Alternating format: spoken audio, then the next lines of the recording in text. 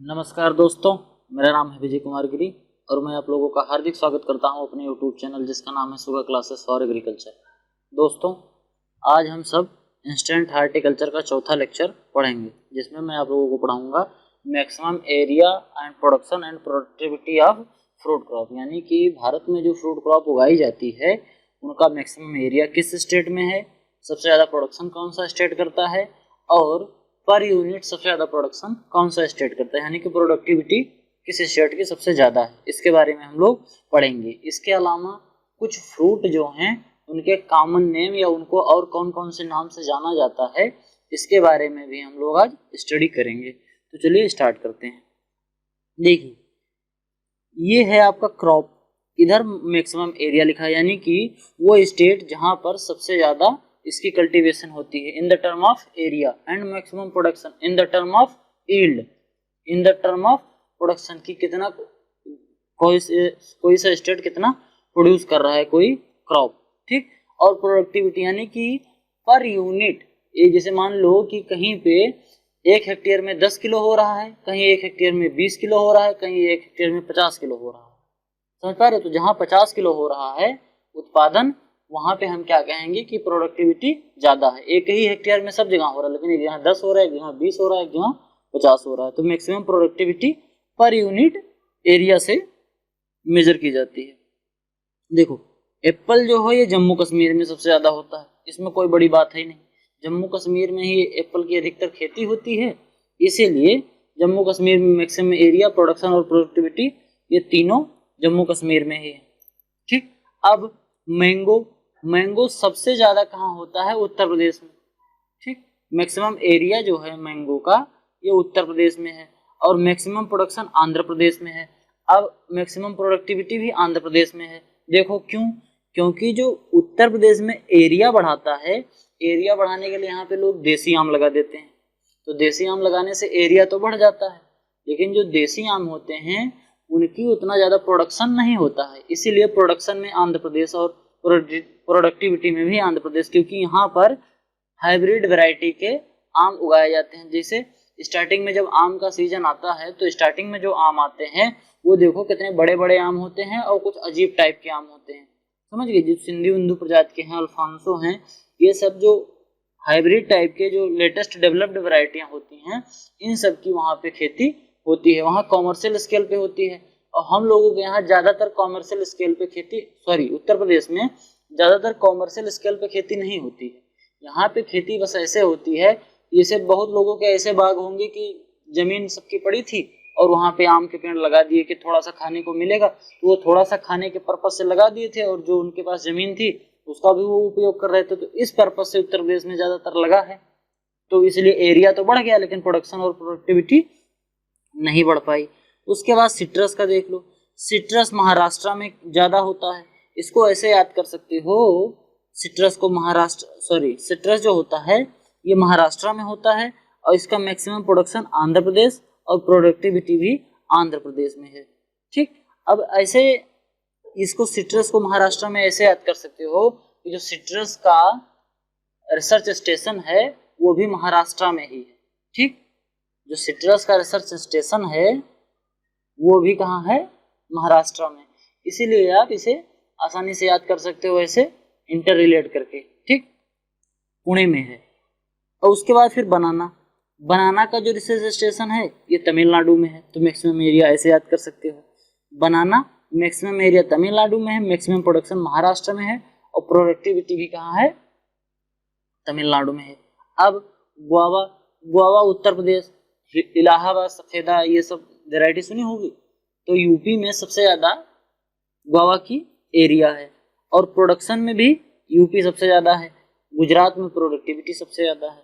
फिर ग्रेप महाराष्ट्र में ही है, उसका प्रोडक्शन भी और मैक्सिमम एरिया भी, प्रोडक्टिविटी इसका कोई कंफर्म नहीं है कि प्रोडक्टिविटी किस स्टेट में ज़्यादा है, क्योंकि और दूसरे स्टेट में ये उगाया ही नहीं जाता है ज़्यादातर, तो ज़्यादा स्केल में उगाया नहीं जाएगा तो प्रोडक्टिविटी निकालने का कोई ठीक से वो इतना डाटा ही नहीं मिलता है कि प्रोडक्टिविटी हम निकाल पाएँ। उसके बाद फिर लीची है, लीची में बिहार और मैक्सिमम एरिया और मैक्सिमम प्रोडक्शन ये दोनों बिहार में एक जगह है मुजफ्फरपुर, मुजफ्फरपुर की जो लीची है वो बहुत फेमस है। अगर आप भोजपुरी गाने एक आध सुनते होंगे तो उसमें आपने सुना होगा, अगर आप यूपी के रहने वाले हैं तो आपने सुना होगा वहाँ के गानों में मुजफ्फरपुर का नाम बहुत आता है। मुजफ्फरपुर और लीची ये दोनों का नाम बहुत आता है, समझ पा रहे हो? तो इससे आप याद कर सकते हैं कि लीची मतलब बिहार, बिहार मतलब मुजफ्फरपुर, ठीक। और मैक्सिमम प्रोडक्टिविटी इसकी कहाँ है? तमिलनाडु में है। सपोटा महाराष्ट्र में है। मैक्सिमम एरिया और मैक्सिमम प्रोडक्शन महाराष्ट्र में है। पोमोग्रेनेट यानी कि अनार, ये भी महाराष्ट्र में है। मैक्सिमम एरिया और मैक्सिमम प्रोडक्शन भी महाराष्ट्र में ही। बेर सबसे ज़्यादा एरिया है मध्य प्रदेश में और प्रोडक्शन भी मध्य प्रदेश में ही। अब देखो कुछ और भी क्रॉप हैं, जैसे पियर हो गया है, टेम्परेट फ्रूट क्रॉप है, तो टेम्परेट फ्रूट जम्मू कश्मीर है तो जम्मू कश्मीर में होगा। मैक्सिमम प्रोडक्शन हिमाचल प्रदेश में होता है। प्रोडक्टिविटी का कुछ पता नहीं क्योंकि ज़्यादा एरिया में ये उगाया ही नहीं जाता। वॉलनट का मैक्सिमम एरिया हिमाचल प्रदेश में है, मैक्सिमम प्रोडक्शन जम्मू कश्मीर में है। जैक फ्रूट का सबसे ज़्यादा प्रोडक्शन आसाम करता है, एरिया पता नहीं है, प्रोडक्टिविटी भी नहीं पता है। कोकोनट केरला में, क्योंकि कोकोनट जो होता है ये कोस्टल एरिया में उगाया जाता है, तो केरला जो है वो कोस्टल एरिया है, इसलिए इसे आप इंटरलेट करके याद कर सकते हैं। और सबसे ज़्यादा प्रोडक्टिविटी इसकी महाराष्ट्र में है, ठीक। नारियल पानी महाराष्ट्र वाले लोग ज़्यादा पीते हैं, ऐसे आप याद कर सकते हैं कि सबसे ज़्यादा नारियल पानी वहाँ बिकता है, इसीलिए वो मैक्सिमम प्रोडक्टिविटी वहाँ की हो गई, ठीक। अब अरेका नट का मैक्सिमम प्रोडक्शन कहाँ होता है? कर्नाटक में। काजू का सबसे ज़्यादा एरिया है आंध्र प्रदेश में, सबसे ज़्यादा प्रोडक्शन करता है केरला और सबसे ज़्यादा प्रोडक्टिविटी है महाराष्ट्र में। अब टी कॉफ़ी आसाम में ज़्यादा होती है, ये याद कर लेना। मैक्सिमम प्रोडक्शन कहाँ होता है? आसाम। बहुत इंपॉर्टेंट क्वेश्चन है, पूछा जाता है कि मैक्सिमम प्रोडक्शन टी का कहाँ होता है। कॉफ़ी का भी बहुत इंपॉर्टेंट है, ये कर्नाटका में होता है कॉफ़ी, ठीक। कैसे कॉफ़ी, कैसे कर्नाटका। ये कोको कोला हो गया है, कोकोआ है। कोकोआ इसका मैक्सिमम एरिया केरला है और मैक्सिमम प्रोडक्शन भी केरला ही है। रबर का मैक्सिमम एरिया आंध्र प्रदेश है, मैक्सिमम प्रोडक्शन केरला है। अब ऑयल पाम का आंध्र प्रदेश है, मैक्सिमम एरिया मैक्सिमम प्रोडक्शन भी आंध्र प्रदेश में ही। मैक्सिमम प्रोडक्टिविटी इसका है नहीं क्योंकि ऑयल पाम ज़्यादा कल्टीवेट नहीं की जाती। अब या और दूसरे स्टेट में किया ही नहीं जाता, तो दूसरे स्टेट में किया नहीं जाता तो मैक्सिमम प्रोडक्टिविटी निकालना पॉसिबल नहीं है। अब पाइनएप्पल आसाम में होता है, सबसे ज़्यादा एरिया आसाम में है और सबसे ज़्यादा प्रोडक्शन वेस्ट बंगाल में है, प्रोडक्टिविटी भी वेस्ट बंगाल की है। पपाया भी बहुत इंपॉर्टेंट है, आंध्र प्रदेश, तीनों आंध्र प्रदेश ही है, इसको याद कर लेना, बहुत इंपॉर्टेंट है। स्वीट ऑरेंज इसका मैक्सिमम एरिया महाराष्ट्र है, मैक्सिमम प्रोडक्शन आंध्र प्रदेश है, मैक्सिमम प्रोडक्टिविटी भी आंध्र प्रदेश है। अब परसिमन का कुछ पता नहीं, कोई डाटा नहीं है। प्लम का भी कोई डाटा नहीं है। पीकन नट का है सबसे ज़्यादा एरिया हिमाचल प्रदेश में। पियर का सबसे ज़्यादा प्रोडक्शन है आंध्र प्रदेश में। कस्टर्ड एप्पल का सबसे ज़्यादा एरिया है उत्तर प्रदेश में और मैक्सिमम प्रोडक्शन है उत्तर प्रदेश में। अनून आंवला का कुछ पता नहीं है। उसके बाद फिर अगला क्या है? कॉमन नेम ऑफ फ्रूट, मतलब कि कोई फ्रूट है, उस फ्रूट को और किस किस नाम से हम जानते हैं या इसको सामान्यतः और क्या क्या बोलते हैं। मैंगो को बाथरूम फ्रूट कहते हैं। बाथरूम फ्रूट इसको ऐसे याद कर सकते हो कि आम खाने के बाद हाथ धुलना ही पड़ेगा। अगर आम आप खा रहे हैं तो हाथ आपको धुलना पड़ेगा बिना, अगर जैसे मान लो अभी अंगूर आप खा रहे हैं तो एक अंगूर तोड़ो, मुंह में रखो, काम खत्म। केला है, ऐसे पकड़ो और इसका छीलो, छिलका निकालो, छिलका निकाल के आराम से खा लो, हाथ गंदा नहीं होना है। अमरूद काटो और खा लो, हाथ नहीं गंदा होना है। लेकिन अगर आप आम खा रहे हैं तो आपका हाथ गंदा होगा, तो आप धोने के लिए बाथरूम में जाना पड़ेगा, इसीलिए इसको बाथरूम फ्रूट कहते हैं। और फलों का राजा है, ये तो सबको पता ही होगा, ये तो कॉमन सी बात है, किंग ऑफ फ्रूट। उसके बाद बनाना को कहते हैं ट्री ऑफ विजडम और ट्री ऑफ पैराडाइज। इसका नाम होता है बॉटनिकल नेम मूसा पैराडिसियाका। तो पैराडिसियाका में पैराडाइज पड़ा रहता है, तो इसीलिए इसे आप याद कर सकते हैं मूसा पैराडिसियाका। अगर बॉटनिकल नेम आपको याद है तो इसको आप याद कर सकते हैं कि कैसे, ट्री ऑफ पैराडाइज। और कल्पतरु का मतलब होता है कि कोई ऐसी चीज नहीं हो जो ये देता ना हो। समझ पा रहे हो? जैसे कल्पतरु मतलब जिसकी आप कल्पना करते हैं वो आपको मिल जाए। जैसे बहुत ढेर सारी चीजें आपसे मिल सकती हैं बनाना से। जैसे केले की सब्जी बनती है, केले का फल भी होता है, हम सब खाते हैं, ठीक। उसके बाद इसका जो मेन स्टेम होता है, सूडो स्टेम जो होता है, इसको अगर अब भी बाढ़ आ जाती है तो बाढ़ के समय में इसके स्यूडोस्टेम को लोग काटते हैं और काट के इसकी नाव बना लेते हैं। ये ऐसी नाव होती है जो जल्दी डूबती नहीं है, उलट पलट भी जाए तो भी ये डूबेगी नहीं, समझ पा रहे हो। तो ये बैतरनी नदी को तारने का काम करती है, बाढ़ बाढ़ अगर कहीं आ जाए, ठीक। तो ये सब इसके इम्पोर्टेंस है। अब इसीलिए इसको हम कल्पतरु भी कहते हैं। और एक होता है कल्पतरु, एक होता है कल्प वृक्ष। एक कल्पतरु होता है, एक कल्प वृक्ष होता है। जो कल्पतरु है ये कौन सा है, बनाना है। और जो कल्प वृक्ष है ये कल्प वृक्ष होता है कोकोनट, ठीक। अब एप्पल ऑफ पैराडाइज, इसमें भी पैराडाइज है तो आप ऐसे याद कर सकते हैं मूसा पैराडिसिया का, यानी कि बनाने के बारे में बात कर रहा है। उसके बाद जैक फ्रूट, जैक फ्रूट को मंकी जैक के नाम से जान सकते हो। जैक इधर भी है और जैक यहाँ भी लगा है, आसानी से याद हो जाएगा। फिर एवोकाडो को बटर फ्रूट कहते हैं, ठीक। कीवी फ्रूट को चाइना मिरेकल कहते हैं। हार्टिकल्चर वंडर ऑफ न्यूजीलैंड, ये बहुत इंपॉर्टेंट कॉमन नेम है, इसको याद कर लेना। अगर न्यूजीलैंड किसी में आ जाए, या चाइनीज गूसबेरी, ये सब ये इसके कॉमन नेम है, बहुत इंपॉर्टेंट है। ये कॉम्पिटिटिव एग्जाम में कई बार पूछा गया है कि हार्टिकल्चर वंडर ऑफ न्यूजीलैंड किस फ्रूट को कहते हैं, तो वो आपका कीवी फ्रूट है। एक बार ये भी आया है चाइनीज गूसबेरी किस फ्रूट को कहते हैं, तो ये कीवी फ्रूट को बोलते हैं। उसके बाद मैंगोस्टीन, मैंगोस्टीन को क्वीन ऑफ फ्रूट कहते हैं। अब देखो कैसे याद कर सकते हो, मैंगो को बोलते हैं किंग ऑफ फ्रूट और मैंगोस्टीन को बोलते हैं क्वीन ऑफ फ्रूट, ठीक। कंफ्यूजन नहीं होगा, इसीलिए साथ में ही एक ही स्लाइड की स्टार जैसा दिखता है ये। अब गुआवा, गुआवा को कहते हैं एप्पल ऑफ ट्रॉपिक। ये ट्रॉपिकल रीजन में ज्यादातर उगाया जाता है, जैसे उत्तर प्रदेश में, इलाहाबाद में, तो इसको गुआवा को कहते हैं एप्पल ऑफ ट्रॉपिक। लोग कहते हैं, पुराने जमाने में वैद्य लोग कहा करते थे, डॉक्टर कहते थे कि अगर आप रोज एक सेब खा रहे हैं तो आप डॉक्टर के पास नहीं जाएंगे, आपको डॉक्टर के पास जाने की आवश्यकता नहीं पड़ेगी। तो जो गरीबों का सेब होता है ये गुआवा होता है, ऐसे आप याद कर सकते हैं। जैसे गरीबों का बादाम को मूंगफली को कहते हैं, गरीबों का बादाम मूंगफली, वैसे ये भी होता है। अब बेर को poor man Kings fruit, poor man fruit, जो गरीब आदमी होते हैं, गरीबों का फल। जैसे ऐसे याद कर सकते हो इसको, जो राम जी को सबरी ने बेर खिलाई थी, सबरी एक विलनी थी, वो बहुत गरीब थी, यानी कि दीनहीन थी, ऐसे आप याद कर सकते हैं। तो पुअर मैन का जो फ्रूट होता है, तो गरीब आदमी, उसने राम को फल खिलाया, तो गरीब आदमियों का वो फल होता है, ऐसे याद कर सकते हो, ठीक, बेर को। उसके बाद किंग ऑफ एरिड फ्रूट, चूंकि जो बेर होता है ये मोस्टली कल्टीवेट किया जाता है एरिड रीजन में, समझ पा रहे हो, जहाँ पे पानी थोड़ा कम बरसता है, एरिड रीजन में ज्यादातर किया जाता है, तो शुष्क क्षेत्रों में, तो इसीलिए इसको क्या कहते हैं, king of arid fruit. Chinese fig भी कहते हैं और चाइनीज डेट भी कहते हैं, यानी कि चाइनीज खजूर, समझ गए। अब आगे देखो क्या है, आगे है कैरम्बोला।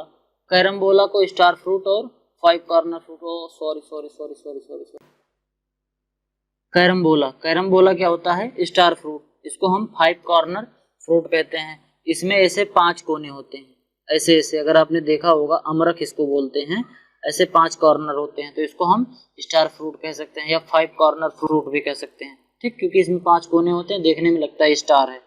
फिर एप्पल, इसको किंग ऑफ टेम्परेट फ्रूट कहते हैं। टेम्परेट फ्रूट यानी कि जो पहाड़ वहाड़ों पे उगाए जाते हैं उनको टेम्परेट फ्रूट कहते हैं। अब देखो 4 चीजें मिल गई, कंफ्यूज ना होना। किंग ऑफ फ्रूट मैंगो है, क्वीन ऑफ फ्रूट मैंगोस्टीन है, किंग ऑफ एरिड फ्रूट बेर है, king of temperate fruit Apple है। उसके बाद पीकन नट, इसको क्वीन ऑफ नट कहते हैं, नट में queen of nut pecan nut. Coconut को कल्प वृक्ष कहते हैं, अभी मैंने पहले बताया था। इसको कल्प वृक्ष ऐसे कह सकते हैं कि जिसकी आप कल्पना करेंगे ये वह दे देगा। जैसे कोकोनट की जो पत्ती होती है उससे झोपड़ी बनती है, उससे झाड़ू बनता है, ठीक। कोकोनट का जो कोपरा होता है उससे बर्तन साफ किया जाता है, उससे रस्सी बनती है। कोकोनट का पानी पिया जाता है। कोकोनट की जो गरी होती है उससे हम गरी बोलते हैं, ठीक। वो गरी खाने के काम में आता है, मेवा, सूखा मेवा के काम में, हवन वन के काम में आता है, समझ पा रहे हो। तो ये बहुत इंपॉर्टेंट होता है। इसके बाद जो इसका मेन स्टेम होता है ये भी झोपड़ी बनाने के काम में आता है, समझ गए। तो इसके कई प्रयोग हैं, इसके जितने भी पार्ट होते हैं कोकोनट के सब यूज कर दिए जाते हैं, इसीलिए इसको हम कोकोनट को कल्पवृक्ष भी बोलते हैं। अब वाटर चेस्टनट, वाटर चेस्टनट को पानी फल या सिंघाड़ा बोलते हैं। पानी फल यानी कि वाटर, नाम से पता चल रहा है वाटर चेस्टनट, तो यानी कि पानी, वाटर पानी, और सिंघाड़ा पानी पानी पानी फल, सिंघाड़ा पानी में होता है सिंघाड़ा, इसलिए वाटर चेस्टनट। ये आसानी से याद हो जाएगा, नाम में ही है। टी, क्वीन ऑफ बेवरेज, जो टी होता है ये बेवरेज प्लांट है, ठीक, तो इसको हम क्वीन ऑफ बेवरेज कहते हैं। अगर आपने टी का कल्टीवेशन पढ़ी होगी तो आसानी से आपको याद हो जाएगा। कोकोआ, फूड ऑफ गॉड है, इसको कहते हैं कि भगवान खाते हैं इस फूड को, ठीक, कोकोआ, तो इसको आप ऐसे याद कर सकते हैं कि कोकोआ को फूड ऑफ गॉड कहते हैं, किसको, भगवान खाते हैं। अब ऑयल पाम, ऑयल पाम को स्मॉल होल्डर इरिगेटेड क्रॉप कहते हैं, ठीक, कॉमन नेम इसका है। काजू को डॉलर अर्निंग क्रॉप कहते हैं, इसको इसलिए कहते हैं क्योंकि जो काजू भारत में उत्पादित किया जाता है वो ज्यादातर पार्ट इसका जो होता है, ज्यादातर प्रोडक्शन का लार्जेस्ट अमाउंट जो होता है वो विदेशों में एक्सपोर्ट कर दिया जाता है। भारत वाले काजू थोड़ा कम खाते हैं क्योंकि महंगा बहुत होता है और जेब होती है तंग, तो भैया खा नहीं पाएंगे, इसलिए लोग जो पैदा करते हैं वो विदेश भेजते हैं, तो इसीलिए इसे डॉलर अर्निंग क्रॉप कहते हैं। फिर प्लाउ क्रॉप कहते हैं इसको, और gold mine of waste land कहते हैं, ठीक, वेस्ट लैंड होती है जहाँ पे हम खेती कुछ नहीं कर सकते, वहाँ पे ये सोना उत्पादन, गोल्ड माइन का मतलब सोने की खदान, और वेस्ट लैंड मतलब जो अनुपजाऊ भूमि है, अनुपजाऊ भूमि में इसकी खेती, मतलब अगर लेस फर्टाइल भूमि है तो वहाँ पे हम इसकी खेती कर सकते हैं, लेस प्रोडक्टिव लैंड है तो हम उसकी कल्टीवेशन वहाँ कर सकते हैं। और चूंकि ये ढेर सारा महंगा होता है, बहुत महंगा होता है, तो इसको हम gold mine of waste land कह सकते हैं। बहुत अच्छे सा कॉमन नेम है, इसको याद कर लेना। फिर ब्लैक पेपर, ये किंग ऑफ स्पाइसेस, मसालों का राजा होता है।